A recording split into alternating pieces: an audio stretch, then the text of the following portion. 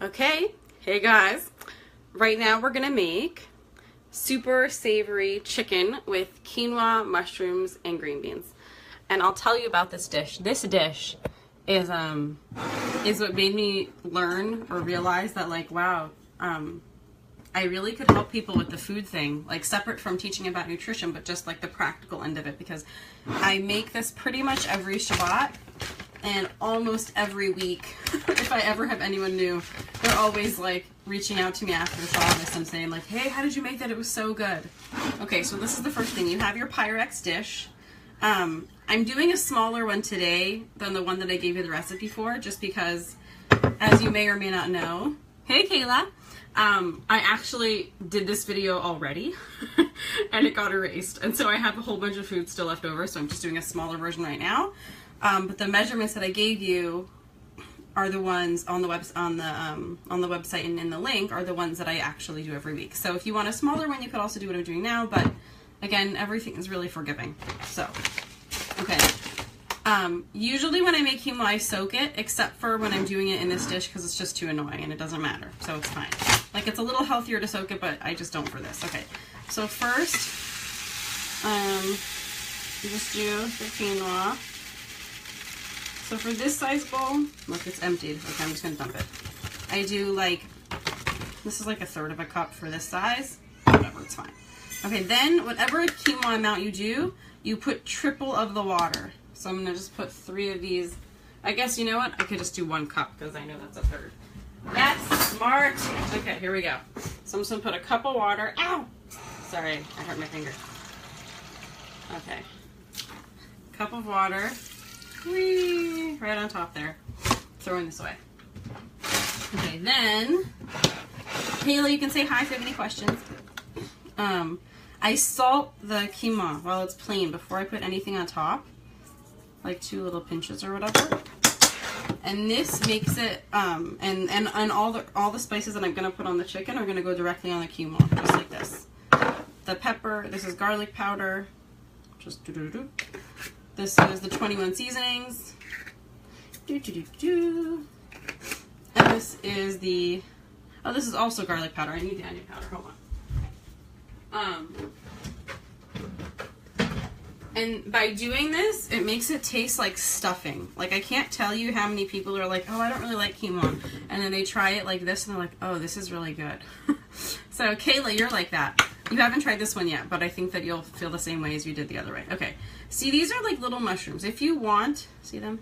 If you want, you can cut them in half. Maybe I will. I don't know. I don't feel like it, to be honest. I'm just going to throw them in whole. I'm going to rinse them and just throw them. So you can do it however you want. But look, I'm just dropping them in like that. Boom. Now I have my frozen green beans. Why did I choose frozen? Number 1, because I don't have to wash them. I don't have to cut off the ends. And they're usually a little cheaper. They have the nutrition locked in. Okay, see, I'm just now throwing it on top. Just like that. Just on top of the mushrooms and quinoa. It's just getting thrown right on top. No fanciness happening. Like this. Also, the truth is, there's a strong argument to be said. You like quinoa now. You love it now. Yay! Yeah, see, everything is the way you make it. You'll like this one too. Because it also has a really good flavor to it. There's a really strong argument for that frozen can be even better than fresh because it locks in the nutrition versus like if you get it from the store, then the whole time from when they pick it to pack it to get it to you, it's losing nutrients versus when they freeze it, they usually pick it and then freeze it right away. Okay, so in the original recipe, I told you to do this and then put like a whole chicken on top. Obviously, if you're doing it this small, that won't work, but it's exactly the same. It doesn't matter. So I have cut up chicken here, so I'm just putting it on top like this, right on top of the green beans. I'm just kind of plopping it on there. This is dark meat. Dark meat is important. Whether it's a whole chicken or cut up pieces, it does not matter, but do not use chicken breast. Plain chicken breast. Like if you're using a whole chicken, obviously there's chicken breast on there. But don't just do this with chicken breast, like just light meat. It won't come out. It'll be bland and dry. That's the only thing that I guess you really can't do with this. Okay, I'm just gonna pull off that in there. See, it's all covered with chicken now. I'm gonna wash my hands, and then we're gonna spice it, and it's gonna be done. And put it in the oven. Pretty awesome, right? I think that was really even under 10 minutes, even though I'm talking you through it. You can see why I do it all the time, and it's just so good. Everyone likes it so much. And then you cook it on like 350 for about like 2.5 hours. You could do shorter if you want, but oh, here's another thing that really matters a lot. Make sure that when you cover it really tightly. I'll show you. Like, don't just like have it covered in like little air holes, because then it'll lose too much water, and then the quinoa will get like kind of burned and nasty. That part matters. But other than that, like, you really can't mess it up. If you don't have that much time, like if you want it done in an hour, you could like add like a little extra water, like another, like if we normally triple the water, like I did 1/3 cup and then I put 3/3, 1 cup of water.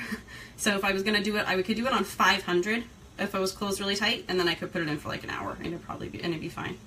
Okay, so here's all my spices. That's it. Now I'm covering it. I don't want the tin foil to touch the chicken, because tin foil is made of aluminum, right? It's also called aluminum foil. And aluminum foil is a brain toxin. So I don't want it to touch my food.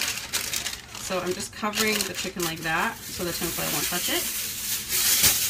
And then I'm using like a nice big oversized piece of tin foil to make sure that it's really tight. Like that. Sound good? You're done. That's it. Dinner is basically ready. I mean, you have to wait for it to cook, but you're done. You're hands off now. So in the oven it goes. I'm actually not going to put it in my oven right now because I'm not going to eat it in like 3 hours. But that's it. So do you have any more questions? Otherwise I'm going to hop off, and then we're going to come back and do lemon chicken. You ready?